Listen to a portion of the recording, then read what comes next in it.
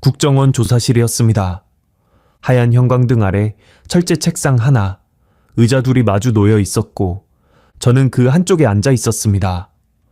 맞은편의 조사관이 서류를 넘기다 말고 저를 똑바로 쳐다봤습니다. 당신들이 도청한 통화가 총 몇 건입니까? 저는 잠사 눈을 감고 대답했지요. 12만 건이 넘습니다. 조사실이 조용해졌습니다.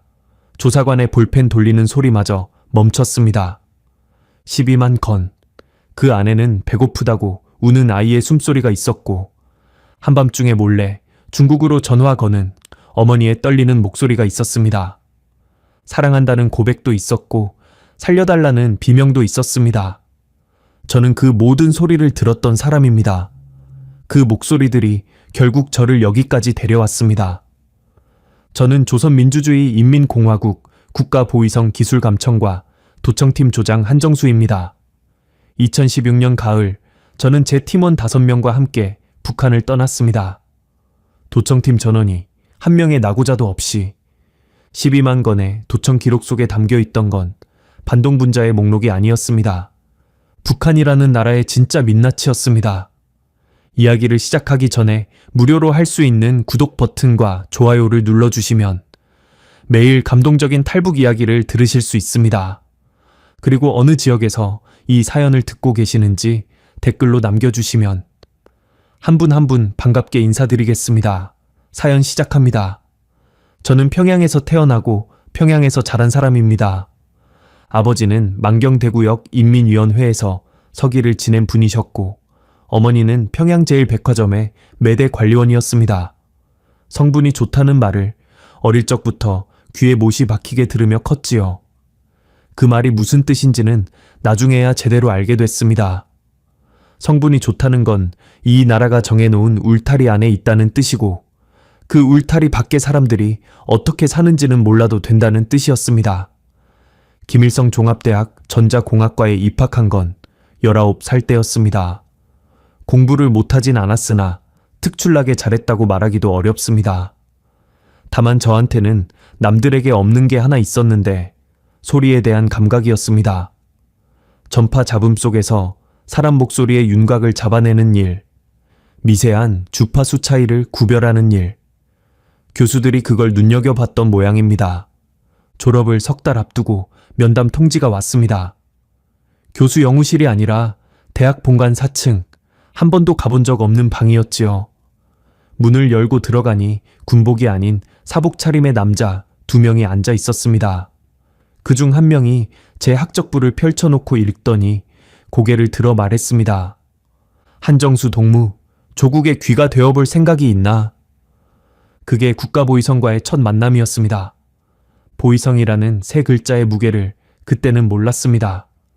알았던 건 딱 하나, 이 조직에 들어가면 평양에서 가장 높은 등급의 배급을 받을 수 있다는 것, 그리고 가족들이 더 넓은 집으로 옮길 수 있다는 것. 24살의 저에게는 그것만으로 충분한 이유가 되었습니다. 기술감청과에 배치받은 건 2007년이었습니다. 지하 2층에 자리한 감청실은 바깥 햇빛이 한 줄기도 들어오지 않는 곳이었습니다. 콘크리트 벽에 형광등, 그리고 벽면 한쪽을 가득 채운 감청 장비들. 처음 그 방에 들어섰을 때 느꼈던 건 두려움이 아니라 경이로움이었습니다. 수십 개의 주파수가 동시에 화면 위를 흐르고 헤드폰을 끼면 평양 시내 어딘가에서 누군가가 나누는 대화가 바로 귀에 들어왔으니까요. 조국의 귀, 그 말이 과장이 아니었구나 하고 생각했습니다. 2014년 32살이 되던 해에 도청팀 조장으로 승진했습니다. 저를 포함해 총 6명의 팀이었지요.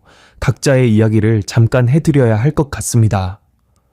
이 사연은 저 혼자만의 것이 아니니까요. 오혁철, 팀에서 가장 어렸던 친구입니다. 2014년 당시 28이었는데 기계 앞에만 앉으면 눈이 반짝거리는 사람이었습니다. 통신 장비의 회로도를 외우는 걸 취미라고 할 정도였으니까요. 이 친구에게 도청이란 기술적 도전이었지 그 이상은 아니었습니다. 적어도 처음에는 그랬습니다.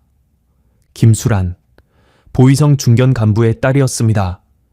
31살, 녹음된 통화를 분석해서 화자의 감정 상태와 진위 여부를 판별하는 일을 맡았는데 사람 목소리에서 거짓을 가려내는 능력이 놀라울 정도였습니다. 간부의 딸이니 당에 대한 충성심이야 의심할 여지가 없었고 본인도 그것을 자랑스러워했습니다. 박동진, 저와 동갑이었던 암호 해독 담당, 과묵한 사람이었습니다. 하루 종일 숫자와 씨름하면서도 불평 한마디 하는 법이 없었지요. 나중에 알게 된 건데 이 사람이 가장 먼저 의문을 품고 있었으면서도 가장 오래 침묵을 지킨 사람이었습니다. 최윤미, 30살, 문서 정리와 보고서 작성을 맡았습니다. 송을 씨가 어찌나 반듯한지 상부에 올리는 보고서는 늘 최윤미의 손을 거쳐야 했습니다. 평양에 홀어머니를 모시고 있었는데 퇴근하면 곧장 집으로 달려가는 효녀였습니다. 임재호, 장비 관리 담당으로 저보다 2살 위인 34살이었습니다. 감청 장비가 고장나면 밤을 새워서라도 고치는 사람이었는데 과묵하기로는 박동진 못지 않았습니다. 다만 이 사람은 과묵한 게 아니라 말을 아끼는 거였지요. 한번 입을 열면 핵심만 딱 짚어서 말하는 스타일이었습니다. 6명. 저를 포함해 6명이 지하 감청실에 모여 매일 헤드폰을 끼고 평양 시민들의 삶을 엿들었습니다. 우리의 임무는 명확했습니다. 평양 시내 유선 전화와 무선 통신을 실시간으로 감청하고 통화 내용을 분류해서 위험 등급을 매기는 것. 가장 낮은 등급인 무해부터 가장 높은 1급 반동까지 5단계가 있었습니다. 3등급 이상이 나오면 즉시 상부에 보고해야 했고 보고를 받은 상부는 해당 인물에 대한 후속 조치를 결정했습니다. 후속 조치가 뭘 뜻하는지 그때도 알았고 지금도 압니다. 체포, 신문, 그리고 많은 경우 수용소행이었지요. 2014년 중반 상부에서 새 장비를 들여왔습니다. 중국에서 넘어온 최신 감청 시스템이었는데 이걸 설치하고 나니 도청 범위가 비교도 안 될 만큼 넓어졌습니다. 예전에는 지정된 회선만 감청할 수 있었는데 새 장비로는 특정 지역의 모든 통화를 동시에 훑을 수 있게 된 겁니다. 오혁철이 장비 앞에서 감탄하던 모습이 아직도 눈에 선합니다. 조장 동지, 이거면 평양 전체가 다 들리겠습니다. 그 말이 맞았습니다. 정말로 다 들렸습니다. 하루에 감청하는 통화가 수백 건이었습니다. 아침 8시에 시작해서 저녁 8시까지 때로는 자정을 넘기기도 했지요. 김수란이 녹음을 분류하고 박동진이 암호화된 통화를 해독하고 최윤미가 보고서를 정리해서 올리고 임재호가 장비가 쉬지 않고 돌아가게끔 관리하고 오혁철이 기술적 문제를 해결하고 저는 전체를 지휘하며 최종 등급 판정을 내렸습니다. 처음에는 자부심이 있었습니다. 거짓말이 아닙니다. 체제를 지키는 보이지 않는 방패, 조국의 안전을 위해 밤낮 없이 귀를 기울이는 사람들. 상부에서 표창을 받을 때마다 그 자부심은 더 단단해졌고 저는 정말로 우리가 옳은 일을 하고 있다고 믿었습니다. 그런데 이상한 일이 생기기 시작했습니다. 헤드폰 너머로 들려오는 건 반동분자의 모의가 아니었습니다. 대부분은 그냥 사람 사는 소리였습니다. 장마당에서 물건을 팔아 하루를 근근히 버티는 아낙네가 친정어머니에게 전화하는 소리. 어머니, 아기가 자꾸 배고프다고 우는데 줄 게 없어요. 그 목소리가 헤드폰 안에서 떨리고 있었습니다. 저는 분류표에 무해라고 적었습니다. 손이 미세하게 떨렸지만 아무에게도 내색하지 않았습니다. 단속에 걸려 장마당 물건을 통째로 빼앗긴 60이 넘은 노인이 아들에게 전화하는 것도 들었습니다. 야, 이제 어떡하냐. 그게 석 달치 벌이였는데. 아들은 아무 말도 못하고 있었습니다. 전화기 너머로 들리는 건 그저 숨소리뿐이었지요. 저는 그것도 무해로 처리했습니다. 밤늦은 시각, 젊은 남녀가 나누는 통화도 있었습니다. 군 복무 중인 남자가 여자친구에게 몰래 전화한 거였지요. 보고 싶다. 제대하면 제일 먼저 너한테 간다. 여자가 웃으면서 거짓말이지 라고 했고 남자가 진짜다, 진짜 라고 했습니다. 평범한 연인의 대화. 그런데 군인이 사적으로 전화를 쓴 것 자체가 규율 위반이라 이건 무해로 처리할 수가 없었습니다. 3등급 보고 대상. 최윤미에게 보고서 작성을 지시하면서 속이 무거웠지만 임무는 임무였습니다. 이런 통화들이 하루에도 수십 건씩 귀를 스쳐갔습니다. 배고프다는 소리, 아프다는 소리, 보고 싶다는 소리, 무섭다는 소리. 한 건 한 건은 아무것도 아닌 것처럼 보였습니다. 하지만 그것이 수백 건, 수천 건 쌓이면 이야기가 달라집니다. 마치 빗방울 하나하나는 가벼워도 그게 모이면 집안을 무너뜨리듯이 그 목소리들은 제 안에 무언가를 조금씩 깎아내고 있었습니다. 헤드폰을 벗고 감청실을 나오면 평양 거리는 늘 깨끗하고 조용했습니다. 건물은 반듯했고 사람들은 질서정연하게 걸어 다녔습니다. 하지만 저는 알게 된 겁니다. 저 조용한 거리 아래로 수만 개의 목소리가 흐르고 있다는 것을. 그리고 그 목소리 대부분은 이 나라가 들으면 안 된다고 정해놓은 말들이 아니라 그냥 사람이 사람에게 하는 말이라는 것을. 2014년 겨울 퇴근길에 대동강변을 걸었습니다. 강물이 얼기 시작하는 시기였지요. 발밑으로 얼음이 갈라지는 소리가 났습니다. 그 소리를 들으며 문득 이런 생각이 들었습니다. 내가 지금 하고 있는 일이 사람을 지키는 일인가? 아니면 사람을 잡아들이는 일인가? 바람이 세차게 불었고 저는 외투깃을 세운 채 걸음을 빨리 했습니다. 그날 밤 잠이 오지 않았습니다만 그래도 아침이 되면 다시 감청실로 출근했습니다. 헤드폰을 끼고 주파수를 맞추고 사람들의 목소리를 들었습니다. 2015년 새해가 밝았을 때 감청실에도 변화가 찾아왔습니다. 다만 그건 좋은 변화가 아니었지요. 1월 둘째 주 상부에서 긴급 지시가 내려왔습니다. 불순 세력, 일소를 위한 특별 감청 강화 기간. 이름은 거창했지만 내용은 간단했습니다. 하루 감청 할당량이 2배로 늘어난 겁니다. 그 전까지 하루 300여 건이던 것이 600건을 넘기기 시작했고 교대 인력은 한 명도 늘지 않았습니다. 6명이 12시간씩 헤드폰을 끼고 앉아야 했습니다. 아침 7시에 출근해서 저녁 7시. 그것도 모자라면 밤 10시, 11시. 감청실 구석에 가니 침상을 들여놓고 서너 시간 눈을 붙인 뒤 다시 헤드폰을 끼는 날이 잦아졌습니다. 오혁철의 눈 밑에 그림자가 짙어졌고 최윤미는 보고서를 쓰다 말고 볼펜을 놓치는 일이 생겼습니다. 손가락 끝에 감각이 없다고 했습니다. 그래도 할당량은 채워야 했습니다. 못 채우면 팀 전체가 자아 비판 대상이 되니까요. 그 해 봄 6명의 마음을 영영 돌려놓은 일이 벌어졌습니다. 3건의 도청 기록. 저는 2026년인 지금까지도 그 3건의 통화를 잊지 못합니다. 녹음 파일 번호까지 기억하고 있습니다. 평생 지울 수 없을 겁니다. 첫 번째는 3월이었습니다. 함경북도 회령에서 걸려온 통화였지요. 새 장비가 들어온 뒤로 감청 범위가 평양 밖까지 확대되었다는 건 앞서 말씀드렸습니다. 함경북도 접경 지역은 탈북 시도가 잦다는 이유로 중점 감청 대상에 올라 있었고 그날도 회령 일대의 통화를 훑고 있었습니다. 김수란이 먼저 그 통화를 잡았습니다. 여자의 목소리였습니다. 30대 초반쯤 되어 보이는 갈라진 목소리. 상대방은 중국 쪽 번호였는데 나중에 확인해 보니 연변에서 활동하는 탈북 브로커의 전화였습니다. 여자가 말했습니다. 처음에는 낮은 목소리로 주변을 살피는 듯 조심스럽게 동무 부탁이 있소. 우리 딸 좀 데려가 주시오. 브로커가 뭐라고 했는지는 잘 들리지 않았습니다. 여자가 다시 말했습니다. 나는 못 가도 됩니다. 나는 괜찮소. 제발 우리 딸만. 7살이요. 겨울 넘기기 힘들겠소. 올해도 배급이 끊겼는데. 거기서 여자의 목소리가 무너졌습니다.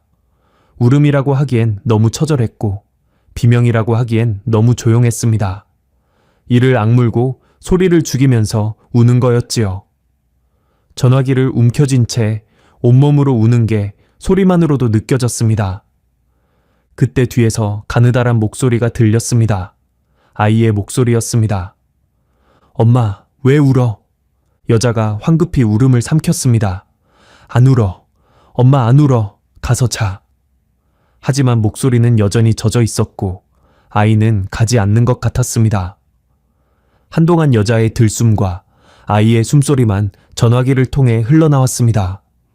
통화는 2분 남짓 더 이어졌습니다. 여자는 끝내 울음을 다 삼키지 못한 채 전화를 끊었고 브로커 쪽에서는 알겠다는 짧은 대답만 남았습니다. 김수란이 헤드폰을 벗었습니다. 아무 말 없이 의자에서 일어나더니 감청실 문을 열고 나갔습니다. 화장실로 뛰어가는 발소리가 복돼서 들렸지요. 15분이 지나도 돌아오지 않았습니다. 제가 나가서 보려 했더니 임재호가 손을 내저었습니다. 좀 놔두시오, 조장 동지. 그 말투가 평소와 달랐습니다. 임재호 자신도 얼굴이 굳어 있었으니까요. 김수란은 20분쯤 뒤에 돌아왔습니다.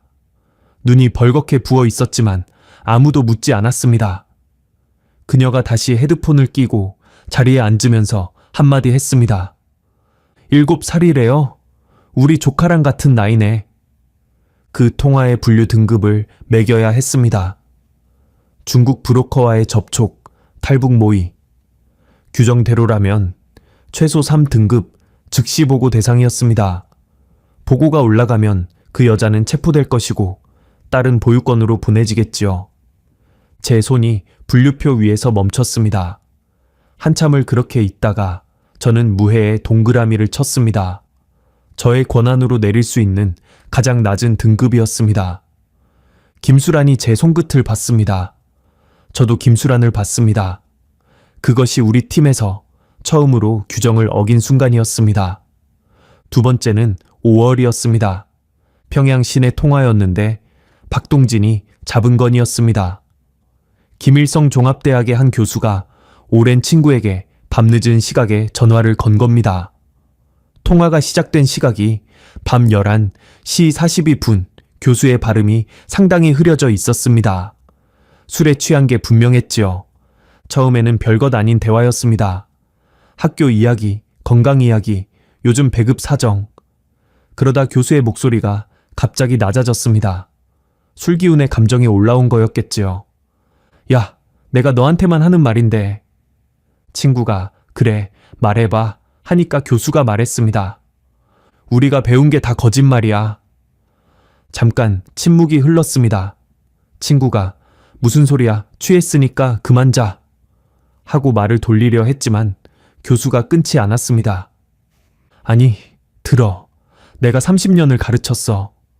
30년을 학생들한테 떠들었단 말이야. 근데 말이야, 다 거짓말이라고. 내가 한 말 중에 진짜가 뭐였는지 모르겠어. 하나도. 친구가 다급하게 야, 전우화로 그런 소리 하면 어떡해? 라고 했고 교수는 알아 하면서도 한참을 훌쩍거렸습니다. 통화는 3분쯤 더 이어지다 끊겼습니다. 박동진이 헤드폰을 벗고 저를 봤습니다. 그의 표정을 저는 잊지 못합니다. 분류표를 들고 있었는데 펜을 쥔 손이 움직이지 않았습니다. 이건 명확한 반체제 발언이었습니다. 규정으로는 주저할 여지가 없는 1급 반동. 보고서를 즉시 작성해서 올려야 하고 올라간 보고서가 어떤 결과를 만드는지 우리 모두 알고 있었습니다. 그 교수는 끌려갈 겁니다. 술에 취해 친구한테 한 말 한마디 때문에 30년 교단에 선 사람이 하루아침에 사라질 겁니다. 박동진이 그날 보고서를 쓰지 않았습니다. 저는 눈치챘습니다. 일과가 끝날 때 최윤미에게 올라온 보고서 목록을 확인했는데 그 건이 빠져 있었으니까요. 다음 날도 없었습니다. 사흘째 되는 날 저는 박동진 옆에 앉았습니다. 그 건 어떻게 됐나? 박동진이 한참 만에 입을 열었습니다. 조장 동지, 그 사람 목소리 들었습니까? 30년을 가르쳤는데 자기가 한 말 중에 진짜가 하나도 없다고. 그게 반동입니까? 저는 아무 말도 하지 못했습니다. 그냥 술 취한 사람이 울면서 한 넋두리 아닙니까? 맞는 말이었습니다. 하지만 규정은 규정이고 규정을 안 지키다 걸리면 우리가 끌려갑니다. 저는 그 말을 해야 했지만 하지 않았습니다. 대신 분류표를 집어들고 날짜를 바꿔 적었습니다. 접수 날짜를 나흘 뒤로 고친 겁니다. 시스템상 접수 지연은 장비 오류로 처리할 수 있었으니까요. 결국 그 건은 접수 지연 사유서와 함께 올라갔고 2급으로 한 단계 낮춰서 보고했습니다. 1급과 2급의 차이는 큽니다. 1급은 즉시 체포지만 2급은 감시 대상 등록에 그치거든요. 그 교수가 어떻게 됐는지는 모릅니다. 하지만 적어도 그날 밤 바로 끌려가지는 않았을 거라고 저는 그렇게 믿고 있습니다. 박동진이 그날 이후 달라졌습니다. 말이 더 없어진 게 아니라 오히려 가끔 혼잣말을 중얼거리기 시작했습니다. 헤드폰을 끼고 감청하다가 작은 소리로 이것도 반동이냐 하고 내뱉는 걸 제가 2번 들었습니다. 세 번째가 결정적이었습니다. 7월의 일이었습니다. 그날은 장비 정비일이라 정규 감청 대신 시스템 점검을 하고 있었습니다.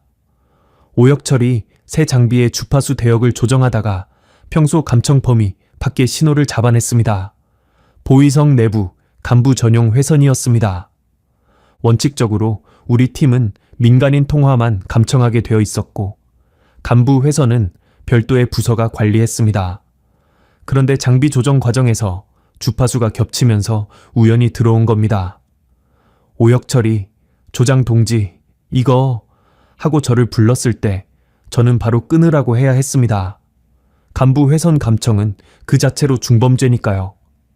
그런데 끊지 못했습니다. 흘러나오는 대화의 내용 때문이었습니다. 보위성의 고위 간부, 이름은 여기서 밝히지 않겠습니다. 국정원 조사에서는 전부 진술했지만 그 간부가 중국 사업가와 통화하고 있었습니다. 중국어가 섞인 대화였는데 오혁철이 실시간으로 해석을 달았습니다. 내용은 이랬습니다. 외화벌이 사업에서 빼돌린 돈을 중국 은행에 넣어뒀다는 이야기, 평양 중심부 고급 아파트 여러 채를 가명으로 사들인 이야기, 그리고 제가 숨이 막혔던 대목은 이것이었습니다. 정치범수용소 수감자들을 동원해서 만든 제품, 석탄 가공품과 섬유 제품이었는데 그걸 중국 업자를 통해 밀수출하고 있다는 내용이었습니다. 수감자들의 노동으로 만든 물건을 팔아서 그 돈은 국가가 아닌 자기 주머니로 넣고 있었던 겁니다. 간부가 웃으면서 말했습니다. 걱정 말게, 여기는 내가 다 관리하고 있으니까. 여기 보위성, 인민을 감시하는 조직, 반동을 색출하라고 우리를 밤낮 없이 일하게 만드는 바로 그 조직의 꼭대기에서 이런 일이 벌어지고 있었습니다. 통화는 10분 남짓 이어졌고 6명 모두가 들었습니다. 오혁철의 장비 앞에 하나둘 모여든 거였지요. 아무도 끊어라고 말하지 않았습니다. 통화가 끝난 뒤 감청실에 정적이 내렸습니다. 형광등이 지직거리는 소리만 들렸습니다. 저는 팀원들의 얼굴을 하나하나 봤습니다. 오혁철, 김수란, 박동진, 최윤미, 임재호, 6쌍의 눈이 서로를 마주보고 있었습니다. 한 번도 이렇게 서로를 똑바로 쳐다본 적이 없었는데 그날은 눈을 피하는 사람이 아무도 없었습니다. 회령의 그 여자는 딸을 살리려고 목숨을 걸고 브로커에게 전화했습니다. 대학 교수는 30년간 자기가 가르친 것이 전부 거짓이었다고 울면서 고백했습니다. 인민들은 그렇게 절박하게 살고 있는데 그들을 감시하라고 명령하는 사람들은 수용소 죄수의 피땀으로 배를 불리고 있었습니다. 우리가 지키고 있던 건 체제가 아니었습니다. 저 위에 앉은 자들의 입속이었습니다. 임재호가 움직였습니다. 말없이 일어나 감청실 문을 닫고 잠금 장치를 걸었습니다.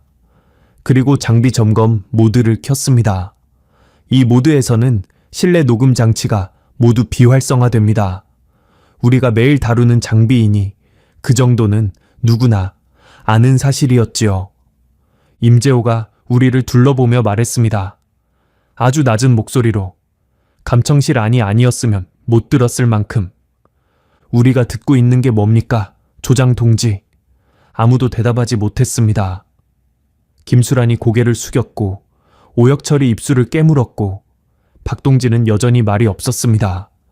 최윤미가 떨리는 손으로 보고서 뭉치를 내려놓는 소리만 바스락거렸습니다. 저도 대답하지 않았습니다. 뭐라고 해야 할지 몰랐으니까요. 아니, 알고 있었는지도 모릅니다. 다만 그 말을 입 밖에 내는 순간 돌이킬 수 없다는 것을 알았기에 입을 열 수가 없었습니다. 하지만 그 침묵이 6명 모두에게 같은 뜻이었습니다. 우리는 대답하지 않음으로써 대답한 겁니다.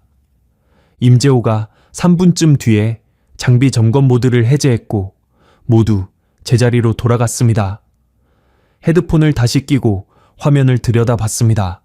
겉보기에는 아무 일도 없었던 것처럼. 하지만 저는 알았습니다. 이 방 안의 공기가 돌이킬 수 없이 바뀌었다는 것을. 그날 밤 퇴근길 7월의 평양은 무덥고 습했습니다. 매미 소리가 가로수에서 쏟아지고 있었지요. 저는 집으로 가는 길에 걸음을 멈추고 하늘을 올려다봤습니다. 우리 팀이 2014년부터 그때까지 처리한 감청 기록의 누적 건수가 8만을 넘기고 있었습니다. 8만 개의 목소리, 8만 개의 삶. 그 속에 비명이 얼마나 섞여 있었는지 저는 셀 수가 없었습니다. 탈북할 때까지 그 숫자는 12만을 넘기게 됩니다만 그건 나중 이야기이지요. 다만 한 가지는 확실했습니다. 6명의 마음이 이미 같은 곳을 향하고 있다는 것. 아직 아무도 그 단어를 입에 올리지 않았지만 감청실 안에서 서로의 눈을 마주본 그 순간부터 우리는 이미 한 발을 내디딘 것이나 다름없었습니다. 그 단어를 처음 꺼내는 건 누가 될 것인가? 그리고 그것이 어떤 결과를 가져올 것인가? 7월의 매미 소리 속에서 저는 그 생각만 하며 집으로 돌아갔습니다. 7월의 그날 이후 감청실의 공기가 달라졌습니다. 겉으로는 아무것도 변하지 않았습니다. 아침 7시에 출근해서 헤드폰을 끼고 통화를 분류하고 보고서를 올리고 밤에 퇴근하는 일상. 상부에서 보기엔 기술 감청과 이 팀 조는 여전히 모범적인 팀이었을 겁니다. 할당량을 꾸준히 채우고 보고서에 오류가 없고 장비 관리 상태도 양호하니까요. 하지만 6명 사이에는 말하지 않아도 통하는 무언가가 생겨 있었습니다. 눈빛 하나, 미세한 고개짓 하나로 서로의 생각을 읽을 수 있게 된 거지요. 2015년 8월 어느 날 점심 식사를 마치고 감청실로 돌아오는 복도에서 임재호가 제 옆을 스치며 아주 작게 말했습니다. 장비 점검 오늘 해야 하지 않겠습니까? 정기 점검일은 다음 주였습니다. 하지만 저는 고개를 끄덕였지요. 임재호가 원하는 건 점검이 아니라 대화였으니까요. 오후 3시 임재호가 장비 점검 모드를 가동했습니다. 실내 녹음 장치가 전부 꺼지고 외부 감시 시스템과의 연결이 일시 중단되는 30분. 이 30분이 우리에게 허락된 유일한 안전 시간이었습니다. 6명이 장비 앞에 둘러 앉았습니다. 아무도 먼저 입을 열지 못했습니다. 30분밖에 없는데 첫 1분이 침묵으로 흘러갔지요. 결국 제가 먼저 말했습니다. 조장이니까 제가 해야 했습니다. 장비 교체를 생각하고 있소. 장비 교체. 제가 그 자리에서 정한 암호였습니다. 직접 그 단어를 입에 올리는 건 너무 위험했으니까요. 설령 녹음 장치가 꺼져 있다 해도 습관처럼 조심하는 게 우리 같은 사람들의 본능이었습니다. 오혁철이 바로 알아들었습니다. 신형 모델로요? 나만. 오혁철도 암호를 만들고 있었던 겁니다. 그렇소. 전원이. 그 말에 감청실이 다시 조용해졌습니다. 전원이라는 말의 무게를 모두가 느꼈을 겁니다. 혼자도 아니고 둘셋도 아니고 6명 전원이 동시에 움직인다는 것. 성공 확률은 낮아지지만 한 명이라도 남으면 나머지 전부가 위험해집니다. 남은 사람은 두 가지 선택지밖에 없으니까요. 고발하거나 공범이 되거나. 어느 쪽이든 끝은 같습니다. 김수란이 물었습니다. 배선도는요? 탈출 경로. 이 암호는 제가 미처 정하기도 전에 김수란이 먼저 만들어냈습니다. 우리 6명이 얼마나 같은 생각을 하고 있었는지 보여주는 거였지요. 저는 고개를 저었습니다. 아직이요. 하지만 우리가 가장 잘 아는 사람들 아니겠소. 맞는 말이었습니다. 도청 전문가가 도청을 피하는 법을 모를 리 없었으니까요. 우리는 이 나라의 감시 시스템이 어떻게 돌아가는지 누구보다 잘 알고 있었습니다. 어디에 마이크가 있는지, 어떤 주파수를 감청하는지, 어떤 키워드가 자동 감지에 걸리는지, 접경 지역, 어디에 감시 공백이 있는지. 역설적이지요. 감시하는 자이기에 감시를 피하는 법을 가장 잘 아는 겁니다. 그날 저는 소통 원칙을 정했습니다. 30분 안에 급하게 정한 것이었지만 이후 1년 넘게 단 한 번도 어기지 않은 규칙이 되었습니다. 하나, 절대 전화하지 않는다. 우리가 매일 남의 전화를 듣고 있는데 우리 전화를 누가 듣고 있지 않다고 장담할 수 있겠습니까? 둘, 절대 문서를 남기지 않는다. 종이 한 장, 메모 한 줄도 안 됩니다. 모든 건 머릿속에만 담아둬야 합니다. 셋, 대화는 장비 점검 시간에만 한다. 녹음기가 꺼진 30분. 그 30분 밖에서는 이 일에 대해 눈짓조차 하지 않는다. 넷, 핵심 단어는 암호로 대체한다. 탈북은 장비 교체, 남한은 신형 모델, 탈출 경로는 배선도, 브로커는 납품업자, 두만강은 구간 케이블. 만에 하나 누군가 우리 대화를 엿듣더라도 장비 관련 업무 이야기로 들리게끔. 팀원들이 고개를 끄덕였습니다. 30분이 끝나고 우리는 아무 일도 없었다는 듯 헤드폰을 다시 썼습니다. 그 뒤로 장비 점검이 잦아졌습니다. 원래 격주에 한 번이던 것을 주 2회로 늘렸지요. 상부에 보고할 때는 신형 장비 안정화를 위한 추가 점검이라고 적었습니다. 의심받지 않았습니다. 새 장비가 들어온 지 1년 남짓 된 시점이었으니 추가 점검이 불자연스럽지 않았거든요. 9월부터 본격적으로 배선도, 즉 탈출 경로를 설계하기 시작했습니다. 여기서 우리에게 결정적인 이점이 있었습니다. 바로 보위성 내부 문서에 대한 접근 권한이었지요. 우리 팀은 업무 특성상 접경통신 감청 현황 보고서를 정기적으로 작성했습니다. 중국과 맞닿은 국경지역, 함경북도, 양강도, 자강도 일대의 통신 감청 상황을 분석해서 올리는 문서였는데 이 보고서에는 감청이 미치지 않는 구간, 즉 사각지대가 표시되어 있었습니다. 우리가 직접 작성한 보고서였습니다. 감시망의 허점을 우리 손으로 기록해 놓은 셈이었지요. 그걸 이제 우리 스스로 이용하려 한다는 게 얼마나 아이러니한 일입니까? 양강도 해산 일대가 가장 유력했습니다. 두만강 폭이 좁은 구간이 있었고 감청 장비가 커버하지 못하는 약 2km 구간이 보고서에 명확히 기록되어 있었습니다. 물론 물리적 경비, 국경 경비대의 초소와 순찰, 은 별개의 문제였지만 적어도 통신 감청에는 걸리지 않을 수 있다는 뜻이었습니다. 임재호가 경비대 초소, 배치와 순찰 시간표에 대한 정보를 모았습니다. 보위성 문석에는 국경 경비 관련 자료도 보관되어 있었는데 임재호는 장비 부품 청구서를 가지러 문석에 드나드는 척하면서 조금씩 정보를 외워왔습니다. 종이에 적지 않고 머릿속에만 담아서요.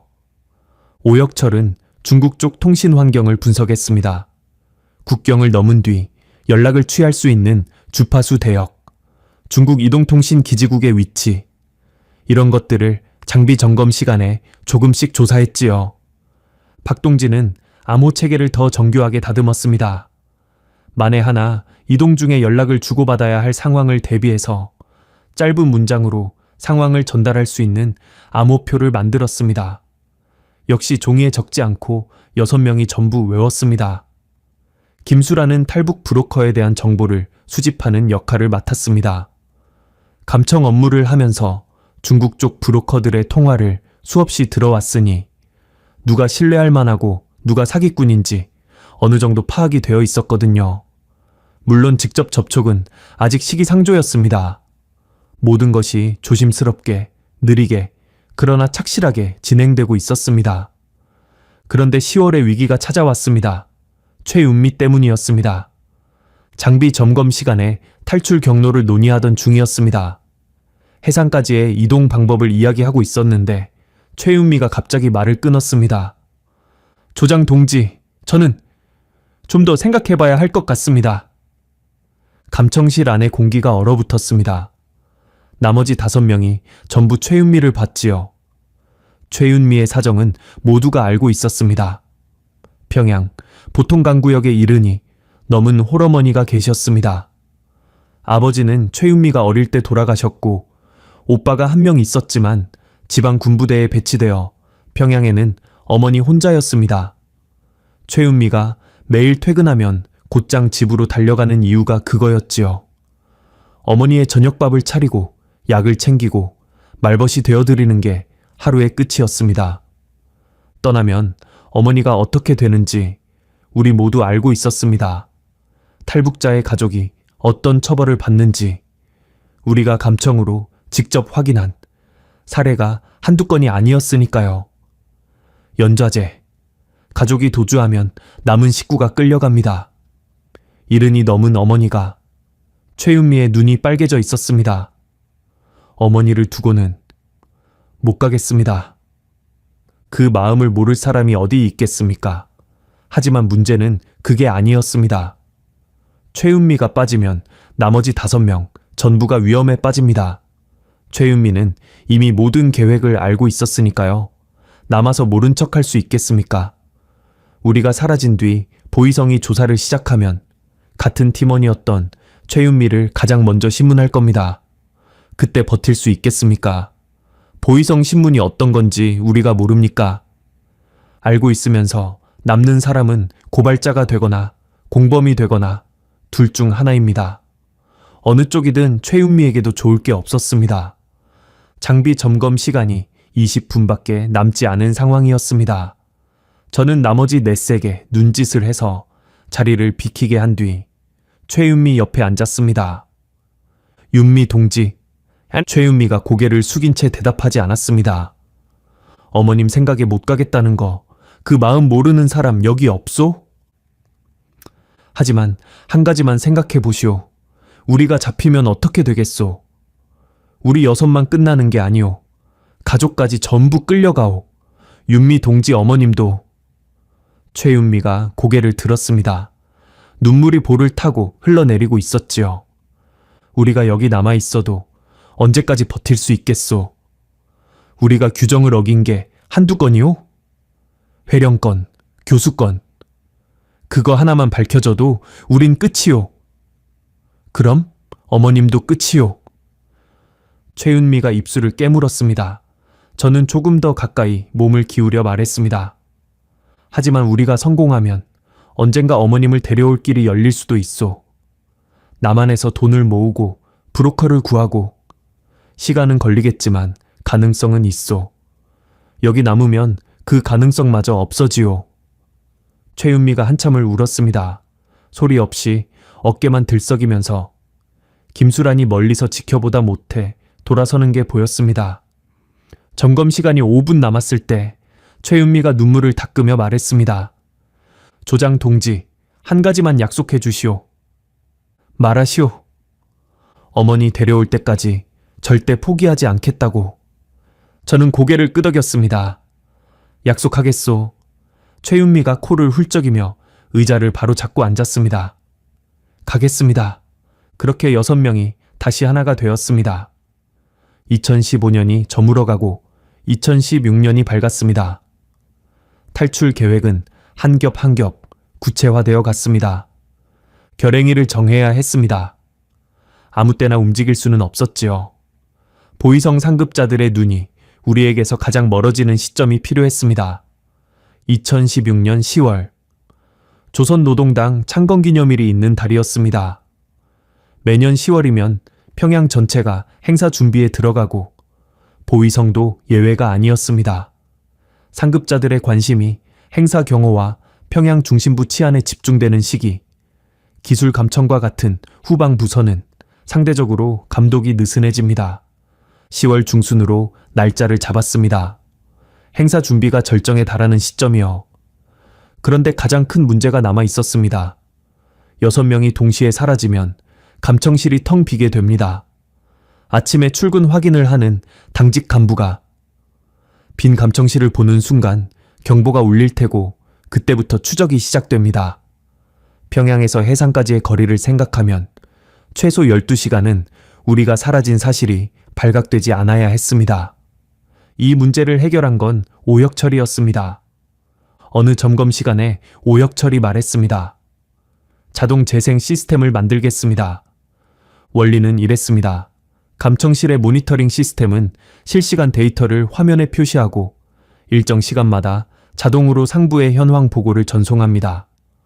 오혁철은 기존에 축적된 감청 데이터를 활용해서 마치 실시간 업무가 진행되고 있는 것처럼 데이터를 재생하는 프로그램을 짜겠다는 거였지요.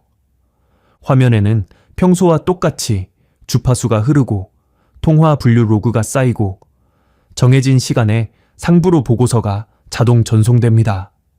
실제로는 아무도 없는 빈 감청실에서 기계만 돌아가고 있는 건데 바깥에서 보기에는 정상 가동 중으로 보이는 겁니다. 12시간은 버틸 수 있겠습니까? 제가 물었습니다. 오혁철이 잠깐 생각하더니 대답했습니다. 데이터 패턴에 반복이 생기면 의심받을 수 있습니다. 8시간은 확실하고 12시간은 해보겠습니다.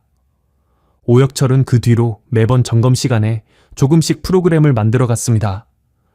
점검 모드에서만 작업할 수 있으니 한 번에 30분, 그것도 다른 논의 시간을 빼면 15분에서 20분 정도만 코딩에 쓸 수 있었습니다.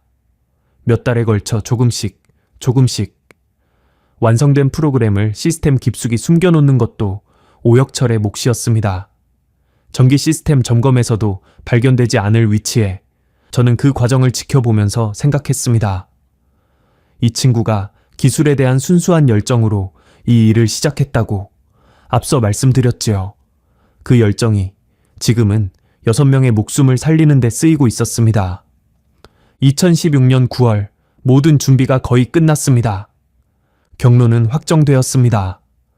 평양에서 양강도 해상까지 3개 조로 나눠서 각기 다른 경로와 교통수단으로 이동한다. 합류 지점은 해산 외곽의 한 농가. 그곳에서 모인 뒤 두만강을 건너 중국으로 넘어간다. 오혁철의 자동 재생 시스템은 완성 단계에 있었습니다. 시험 가동까지 마쳤지요. 점검 모드에서 프로그램을 돌려보니 화면이 실제 감청 상황과 구별이 안 될 정도였습니다. 오혁철이 조용히 웃으며 말했습니다.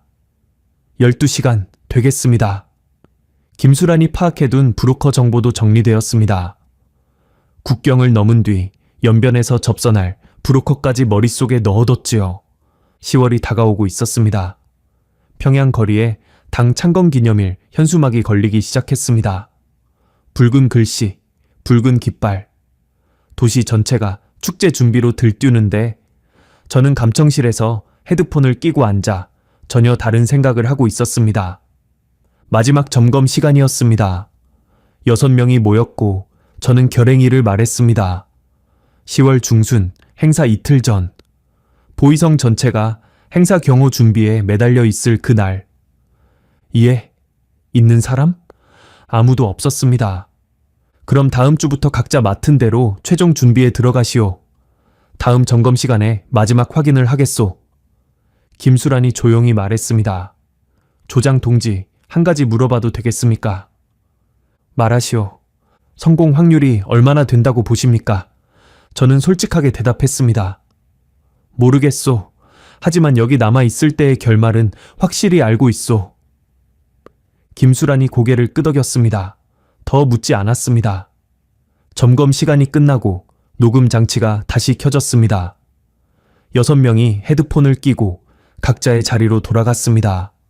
화면 위로 평양 시민들의 통화, 데이터가 흘러가고 있었습니다. 저는 그 화면을 바라보며 생각했습니다. 이 화면을 보는 것도, 이 헤드폰을 끼는 것도 이제 얼마 남지 않았구나. 9월의 평양은 아침 저녁으로 선선해지기 시작하는 때였습니다. 퇴근길에 올려다본 하늘이 높고 맑았습니다. 10월이 오면 이 하늘 아래서 우리의 운명이 갈릴 터였지요. 6명 모두 같은 하늘을 보고 있었을 겁니다. 각자의 집으로 돌아가는 길에 각자의 마음속에 같은 날짜를 품은 채 2016년 10월 결행일 새벽, 눈을 뜬 건 3시 30분이었습니다. 알람을 맞춰놓지 않았는데도 정확히 그 시각에 눈이 떠졌지요. 잠을 잔 건지 안 잔 건지도 모르겠습니다. 누워있는 동안 내내 천장만 보고 있었으니까요. 심장이 빠르게 뛰고 있었지만 이상하게 머리는 맑았습니다. 일어나서 세수를 하고 옷을 입었습니다. 평소 출근할 때 입던 옷 그대로, 달라진 건 아무것도 없어야 했습니다. 집을 나서기 전에 방 안을 한번 둘러봤습니다.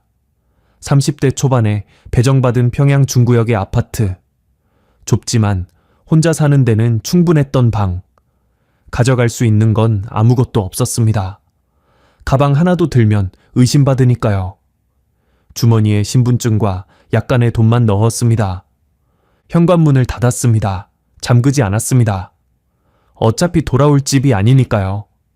새벽 4시, 감청실. 약속대로 오혁철이 먼저 와 있었습니다. 평소에도 가장 일찍 출근하는 사람이라 이른 시간에 감청실에 있는 것 자체는 이상할 게 없었지요. 저와 눈이 마주쳤을 때 오혁철은 아무 말 없이 고개만 한번 끄덕였습니다. 준비됐다는 뜻이었습니다.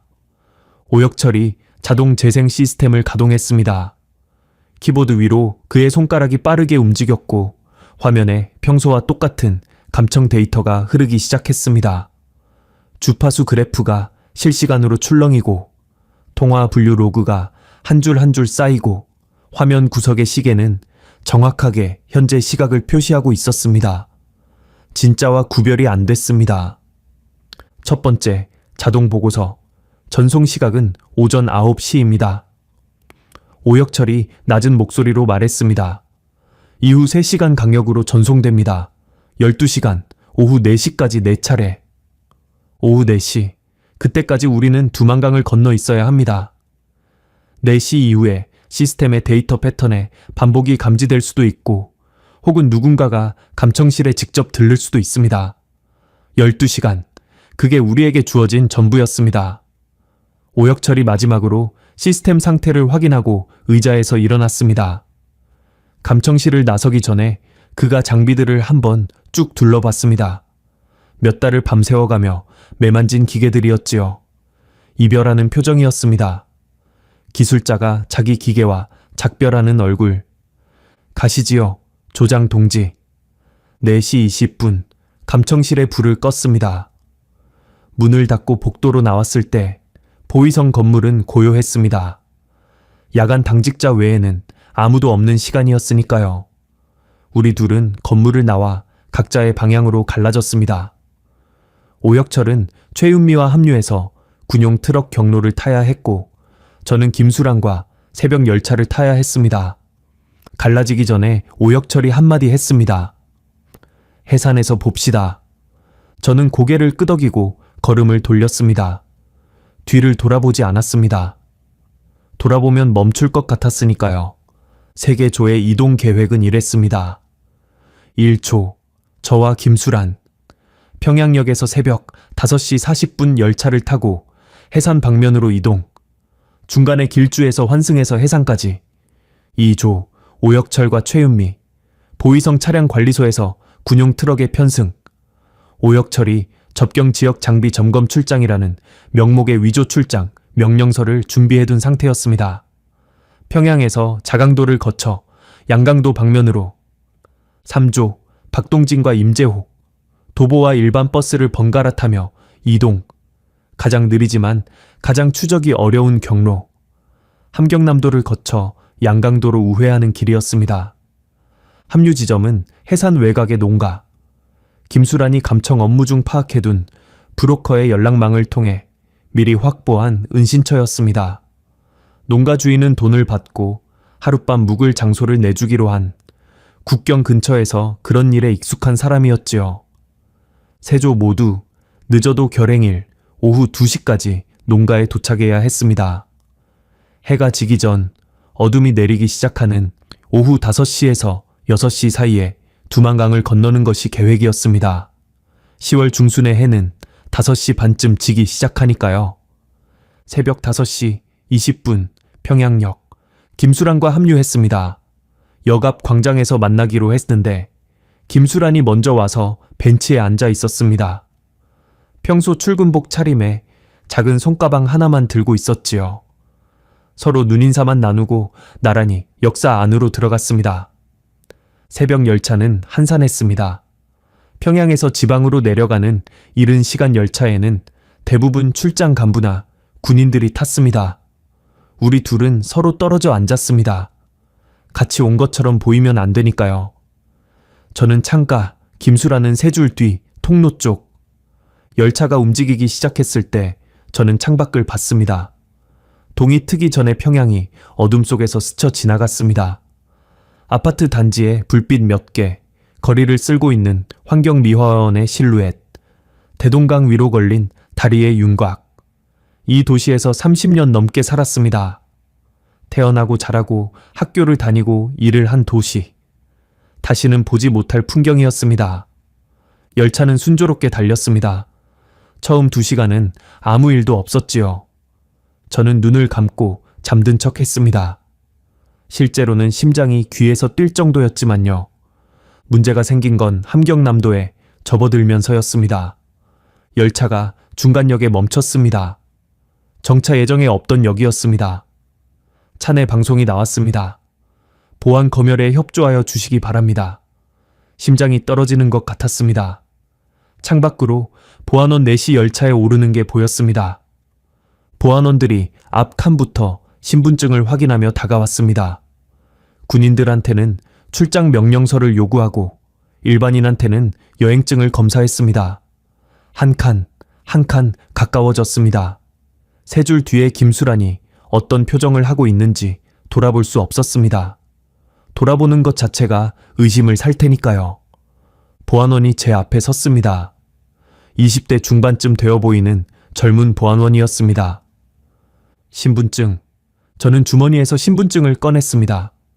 국가보위성 기술감청과 소속 한정수. 보위성 마크가 찍힌 붉은색 신분증이었습니다. 보안원의 눈이 신분증 위에서 멈췄습니다. 보위성이라는 세 글자를 읽는 순간 그의 자세가 달라졌습니다. 등이 곧게 펴졌지요. 이동 목적이. 제가 보안원의 말을 잘랐습니다. 목소리를 일부러 낮추고 상급자가 하급자에게 말하는 톤으로. 특별 임무 수행 중이요. 그 이상은 말할 수 없소. 보안원의 얼굴에 긴장이 스쳤습니다. 보위성. 이 나라에서 보위성이라는 이름이 가진 무게를 모르는 사람은 없습니다. 보위성 요원에게 이것저것 캐묻다가 되래 자기가 조사를 받게 된 사례가 한둘이 아니니까요. 보안원이 즉시 경례를 붙였습니다. 알겠습니다. 수고하십시오. 그리고 물러났습니다. 제 뒤쪽으로 가면서 김수란에게도 신분증을 요구했을 겁니다. 김수란도 같은 보위성 신분증을 갖고 있었으니 같은 반응이었겠지요. 보안원들이 다음 칸으로 넘어가고 열차가 다시 움직이기 시작했을 때 저는 창틀을 잡고 있던 손에 힘이 풀리는 걸 느꼈습니다. 손가락 마디가 하얗게 질려 있었습니다. 그때까지 제가 얼마나 세게 쥐고 있었는지 그제야 알았습니다.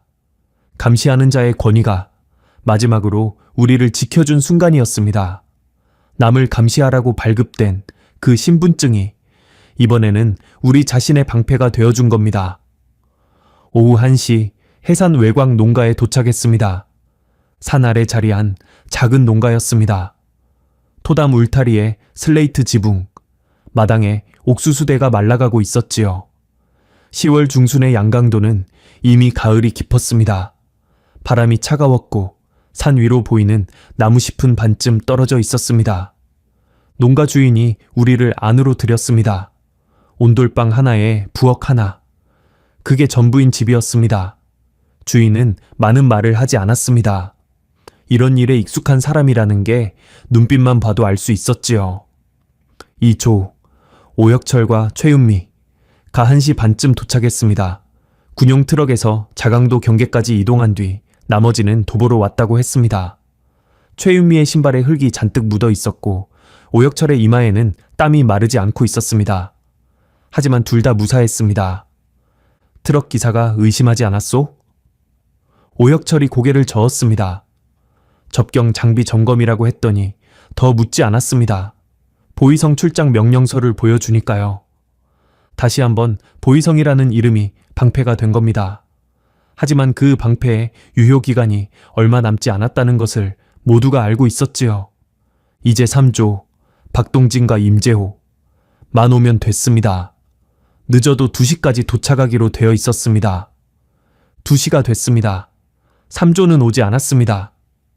2시 30분, 여전히 소식이 없었습니다. 3시, 아무도 나타나지 않았습니다. 방 안에 불안이 차오르기 시작했습니다. 김수란이 창문 너머 산길을 계속 살폈고 오혁철은 시계를 몇 번이고 확인했습니다. 최윤미는 구석에 앉아 무릎 위에 손을 모으고 입술을 달싹거리고 있었는데 나중에 들으니 어머니를 위한 기도였다고 합니다. 3시 30분, 오혁철이 제게 다가왔습니다. 조장동지, 시간이 없습니다. 알고 있었습니다. 자동 재생 시스템의 보장 시간은 12시간. 새벽 4시에 가동했으니 오후 4시가 한계였습니다. 4시가 지나면 데이터 반복 패턴이 감지될 수 있고 혹시라도 누군가 감청실에 직접 들른다면 모든 게 끝입니다. 그리고 이미 3시가 넘었습니다. 5만 먼저 가야 하지 않겠습니까? 오혁철의 말이 틀리지 않았습니다. 합리적인 판단이었지요. 5명이라도 먼저 강을 건너야 합니다. 3조가 무슨 일을 당했는지 모르는 상황에서 여기서 기다리다 전멸하는 것보다는 김수란도 오혁철 쪽을 봤습니다. 동의한다는 눈빛이었습니다. 저는 한참 동안 아무 말도 하지 못했습니다. 창밖으로 10월의 해가 기울기 시작하고 있었습니다.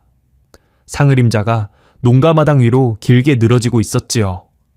박동진, 과묵하지만 가장 먼저 의문을 품었던 사람, 교수의 통화를 보고하지 못해 펜을 쥔 채 멈춰 있던 사람, 임재호, 우리가 듣고 있는 게 뭡니까? 라고 침묵을 깨뜨린 사람, 그 2사람 없이 가라고요. 안 됩니다. 제 입에서 나온 말이었습니다. 6시 함께 왔으니 6시 함께 갑니다. 오혁철이 입을 열려 했지만 제가 먼저 말했습니다. 4시 30분까지 기다리겠소. 그래도 안 오면 그때 다시 생각합시다. 1시간. 아니, 이미 3시 40분이었으니 50분도 채 안 되는 시간이었습니다. 그 50분이 평생에서 가장 길게 느껴졌습니다. 농가의 벽식의 초침 소리가 비정상적으로 크게 들렸지요. 똑똑똑. 한 초 한 초가 12시간의 끝을 향해 달려가고 있었습니다. 4시 20분, 5명 모두 말이 없었습니다. 제가 약속한 4시 30분이 코앞이었습니다. 진짜로 2명을 놓고 갈 것인가? 그 결정을 내려야 하는 순간이 다가오고 있었습니다. 4시 25분, 김수란이 창가에서 몸을 일으켰습니다. 사람이 옵니다. 모두가 창으로 달려갔습니다. 산길 아래쪽에서 누군가가 올라오고 있었습니다. 1명, 아니 2명, 비틀거리면서 서로를 부축하면서 임재호였습니다. 그리고 박동진, 임재호가 진흙투성이었습니다. 바지 무릎까지 질퍽한 흙이 묻어 있었고 한쪽 신발은 반쯤 찢어져 있었습니다. 박동진이 임재호의 팔을 잡고 거의 끌다시피 올라오고 있었지요. 농가 문을 열고 뛰어나갔습니다. 임재호가 마당에 들어서자마자 주저앉았습니다. 숨을 몰아쉬면서 겨우 말했습니다. 검문소가, 예정에 없던 검문소가 있었습니다. 삼수에서 해산 들어오는 길목에. 박동진이 이어 말했습니다. 버스에서 내려서 산으로 우회했습니다. 산길로 4시간을 걸었습니다. 10월에 상기를 4시간. 그것도 정비된 등산로가 아니라 사람 발길이 닿지 않는 산등성이를 타고 임재호의 찢어진 신발과 진흙투성이, 바지가 그 4시간이 어떤 것이었는지 말해주고 있었습니다. 최윤미가 부엌에서 물을 떠왔고 김수란이 임재호의 신발을 벗겨줬습니다. 발에 물집이 터져서 피가 맺혀 있었지요. 오혁철이 시계를 봤습니다. 4시 30분. 지금 바로 움직여야 합니다. 저도 알고 있었습니다. 12시간이 거의 끝나가고 있었으니까요. 임재회에게 쉴 시간을 주고 싶었지만 그럴 여유가 아예 없었습니다. 갈 수 있겠소, 재호 동지. 임재호가 이를 악물고 일어섰습니다. 갈 수 있습니다. 농가를 나선 건 4시 40분이었습니다. 농가 주인이 두만강까지의 길을 알려줬습니다. 산을 끼고 20분쯤 걸으면 강변에 닿는다고 했지요. 우리가 건널 지점은 강폭이 좁고 수심이 얕은 구간이었습니다. 접경 감청 현황 보고서에 사각지대로 표시되어 있던 바로 그곳. 10월 중순, 해가 빨리 졌습니다. 산길을 걷는 동안 하늘이 주황에서 보라로, 보라에서 남색으로 바뀌어갔습니다. 기온이 급격히 떨어지고 있었지요. 입김이 하얗게 나왔습니다. 아무도 말이 없었습니다. 발소리와 숨소리만 산길에 울렸습니다. 임재호가 절뚝거리면서도 뒤처지지 않으려 이를 악물고 걷는 게 보였습니다. 박동진이 말없이 그의 팔을 잡아주고 있었지요. 그리고 나무 사이로 강이 보였습니다. 두만강, 이 강의 이름을 수천 번은 들었을 겁니다. 감청 업무를 하면서 이 강을 건너려다 잡힌 사람들의 통화를, 이 강 너머로 연락을 취하려던 사람들의 목소리를 셀 수 없이 들었습니다. 그 강이 지금 눈앞에 있었습니다. 생각보다 좁았습니다. 가장 좁은 지점은 50m가 될까 말까 했지요. 하지만 강물은 10월의 차가움을 품고 검게 흐르고 있었습니다. 손을 담가보니 뼛속까지 파고드는 냉기였습니다. 건너편이 중국이었습니다. 강 하나 사이에 2개의 나라가 있었습니다. 저는 6명을 돌아봤습니다. 어둠이 내리고 있었지만 얼굴은 보였습니다. 오혁철, 김수란, 박동진, 최윤미, 임재호. 5개의 얼굴에 5가지 표정이 있었지만 눈빛은 하나였습니다. 갑시다. 강에 들어섰습니다. 첫 발을 내디딘 순간 차가움이 발목을 타고 올라왔습니다. 10월의 두만강은 이미 겨울을 준비하고 있었습니다. 무릎까지 올라오는 물살이 생각보다 셌지요. 강바닥은 자갈과 진흙이 섞여 있어 발이 미끄러웠습니다. 6명이 서로의 팔을 잡았습니다. 한 줄로 서서 왼팔로는 앞사람의 팔을, 오른팔로는 뒷사람의 팔을 사슬처럼 이어진 채 한 발씩 나아갔습니다. 강 중간쯤이었습니다.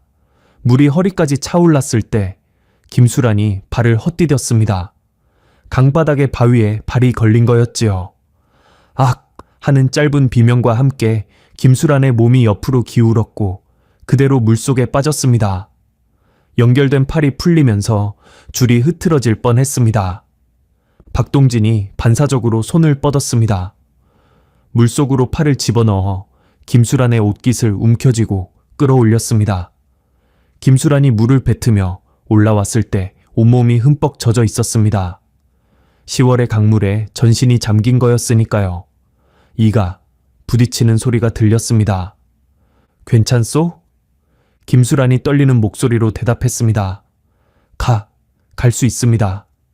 멈출 수 없었습니다. 여기서 멈추면 저천증이 옵니다. 다시 팔을 잡고 한 발 한 발, 물살이 다리를 밀어내고 차가움이 뼈까지 새우며들고 이가 딱딱 부딪히는 소리가 강물 소리에 섞였습니다. 그리고 발밑에 바닥이 올라오기 시작했습니다. 물이 허리에서 무릎으로, 무릎에서 발목으로. 마른 땅이 나왔습니다. 중국이었습니다. 아무도 환호하지 못했습니다. 소리를 낼 수 없었으니까요. 국경 경비대에 들킬 수 있었습니다. 6명이 강둑에 올라서서 숨을 몰아쉬며 떨고 있었을 뿐입니다. 김수란은 젖은 옷에서 물이 뚝뚝 떨어지고 있었고 임재호는 터진 물집 위로 강물이 스며들어 얼굴을 찡그리고 있었습니다. 최은미가 처음으로 소리를 냈습니다. 울음이었습니다. 소리 없이 어깨만 들썩이는 울음. 감청실에서 탈북을 결심하며 울던 그때와 같은 울음이었지만 이번에는 의미가 달랐습니다. 저는 강 건너편을 돌아봤습니다. 어둠 속에 두만강이 검게 흐르고 있었고 그 너머로 조국이라 불렀던 땅의 산등성이가 희미하게 보였습니다. 30내 해를 살았던 나라, 다시는 돌아가지 못할 나라, 감상에 젖을 시간이 없었습니다. 여기는 아직 안전한 곳이 아니었으니까요. 움직입시다. 연변까지 가야 하오. 6명이 젖은 몸을 이끌고 어둠 속으로 걸어갔습니다. 뒤에서 두만강의 물소리가 점점 멀어져 갔습니다. 12시간, 그 12시간이 끝나가고 있었습니다. 평양의 감청실에서는 아직 오역철의 프로그램이 돌아가고 있었겠지요. 빈 의자 6개 앞에서 화면만 혼자 깜빡이면서 우리는 걸었습니다. 10월의 밤바람이 젖은 옷을 파고들었지만 멈추지 않았습니다. 두만강을 건넜다고 끝이 아니었습니다. 오히려 시작이었지요. 중국 땅을 밟은 순간부터 우리는 다른 종류의 위험 속에 들어갔습니다. 북한에서는 감시하는 자의 권위가 우리를 지켜줬지만 여기서는 그 권위가 오히려 족쇄가 되는 겁니다. 우리는 단순한 탈북자가 아니었습니다. 국가보위성 기술감청과 북한의 도청 시스템을 운영하던 핵심 인력 6명. 우리 머릿속에는 감청 장비의 기술 사양, 보위성 내부 조직도, 고위 간부의 비리 통화 내용, 접경 지역 감시망의 사각지대까지 들어 있었습니다. 평양이 우리의 실종을 알게 되는 순간 보위성은 단순 탈북이 아니라 국가 기밀 유출로 판단할 겁니다. 중국 공안에 공조를 요청하겠지요. 북한과 중국 사이에는 탈북자 송환 협정이 있으니까요. 잡히면 끌려갑니다. 끌려가면 끝입니다. 보위성 요원의 탈북이니 공개 처형도 각오해야 했습니다. 강을 건넌 뒤 우리는 어둠 속을 2시간 넘게 걸었습니다. 10월 밤의 기온은 0에 가까웠고 김수라는 강물에 빠진 뒤로 온몸이 젖은 채였습니다. 이가 딱딱 부딪히는 소리가 멈추지 않았지요. 제가 입고 있던 외투를 벗어 김수란에게 걸쳐줬지만 크게 나아질 리 없었습니다. 연변, 조선족 마을 외곽에 있는 민가에 도착한 건 밤 9시쯤이었습니다. 김수란이 감청 업무 중 파악해뒀던 브로커의 연락처로 농가 주인을 통해 미리 정가를 넣어둔 상태였지요. 민가 주인은 조선족 여자였는데 우리를 보더니 말없이 아랫목으로 안내했습니다. 온돌이 따뜻했습니다. 그 온기에 닿는 순간 최은미가 주저앉으며 한숨을 내쉬었습니다. 사람의 몸이 따뜻함 앞에서 얼마나 쉽게 무너지는지 그때 처음 알았습니다.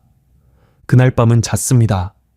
6명이 좁은 방 하나에 겹겹이 누워서 보초를 서야 한다, 교대로 자야 한다, 그런 말을 해야 했지만 아무도 할 수 없었습니다. 몸이 한계였으니까요. 임재호는 눕자마자 의식을 잃듯 잠들었고 터진 물집에서 피가 배어나온 발을 김수란이 찢은 천으로 감싸줬습니다.